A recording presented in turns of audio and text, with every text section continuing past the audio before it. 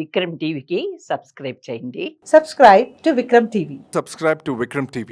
Subscribe to Vikram TV. Subscribe to Vikram TV. Please like, share and subscribe to Vikram TV.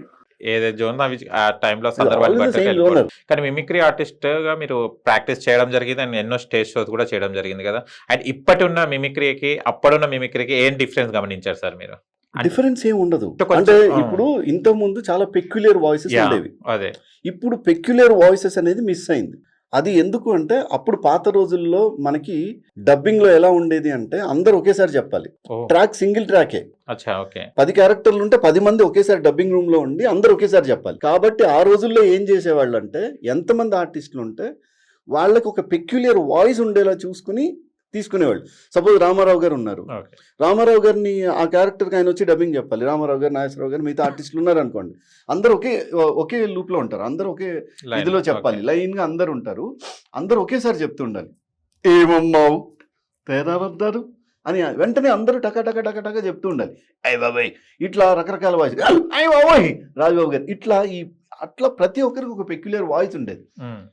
ఇప్పుడు ఏమైపోయిందంటే మనకున్న సౌలభ్యం ఎవరి track వాళ్ళదే, అందరూ ఒకసారి చెప్పక్కర్లా, కొంచెం వేరియేషన్ ఉంటే చాలు. ఇప్పుడు మీ స్టూడియోలో చిరంజీవి గారు ఉన్నారు ఫర్ ఎగ్జాంపుల్. నేను ఇలా మీ ముందు ఉంటావు మాట్లాడడం అనేది నాకు చాలా ఇష్టంగా ఉంది. నేను ఒకటి అనుకుంటాను, అలా అనుకున్నప్పుడు అది అలా జరిగితే బాగుంటుంది, జరగకపోతే మన చేతిలో ఉంటుంది. నాకు చాలా సంతోషంగా ఉంది. నేను ఇలా మీ ముందుంటాం మాట్లాడడం అనేది నిజంగా చాలా అదృష్టంగా ఫీల్ అవుతున్నాను. ఎందుకంటే ఏదో సినిమా రిలీజ్ అవుతుంది, రిలీజ్ అయినప్పుడు మాత్రమే ఎంట్రీలు ఉంటాయి, గ్యాప్ ఉంటే ఎవరు కనపడరు.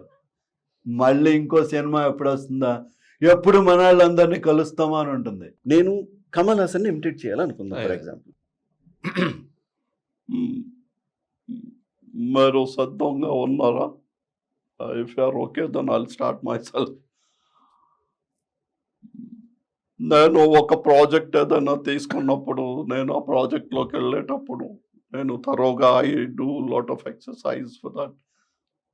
దాని గురించి పూర్తిగా కనుక్కొని చదివి చేసి రిహార్సల్స్ చేసి ఆ క్యారెక్టర్ నేనైతే ఇలా తప్పకుండా బాగా చేయగలను అనుకున్నప్పుడే I accept and do it.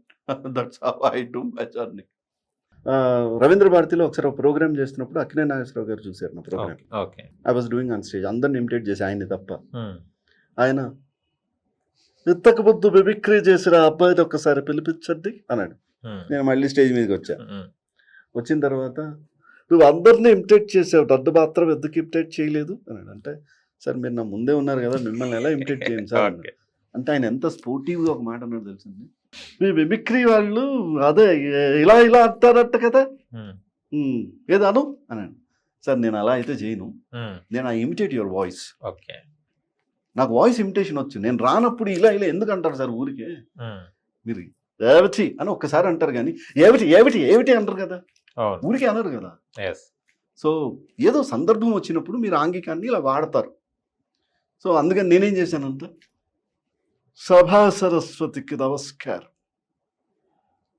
ఈనాడు ఈ సభలో ఉన్నటువంటి పెద్దలు, గొప్ప వ్యక్తులు, విద్యావేత్తలు, బాగా చదువుకునే వాళ్ళందరికీ కూడా స్వాగతం. నేను మాట్లాడాలనుకున్న చాలా అంశాలు ఉన్నాయి, కానీ సమయం ఏదో తక్కువగా ఉన్నట్టుంది. ఇది నా ఒక్కడి కోసమే పిలిచింది అయి ఉంటే డెఫినెట్గా ఈ రోజంతా నేనే మాట్లాడుంటేవాడిని అని నేను ఇలా మాట్లాడా. He appreciated.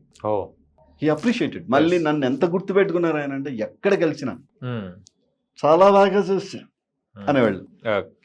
అందుకే నేను ఎవరిని ఇమిటేట్ చేసిన, నేను కృష్ణ గారితో నేను ఆయనతో కలిసి యాక్ట్ చేశాను. ఇన్ఫాక్ట్ కృష్ణ గారిని కూడా ఏమిటి అంట అలా అనకూడదు అంటా నేను.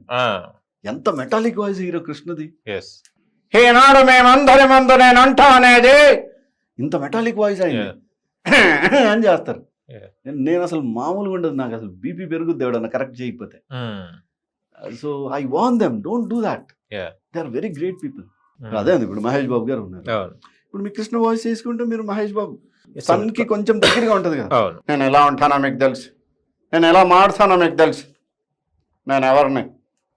అవును. సో వాయిస్ ప్రాక్టీస్ చేసి ఎంతసేపు మాడొచ్చు. Yes. మీరు నన్ను ఒక రోజంతా అదే వాయిస్ లో ఉండమన్నా ఉంటా. Oh, that's I great. Did. మేము ఒక కామెడీ షో చేసాం, Mm. తడాకా అని ఒక షో చేస్తే కంప్లీట్ ఎపిసోడ్ అందరూ ఏ క్యారెక్టర్ చేస్తే ఆ క్యారెక్టర్ లోనే ఉండాలి. Mm. అట్లాంటి చేసాం కామెడీ షో. సూపర్.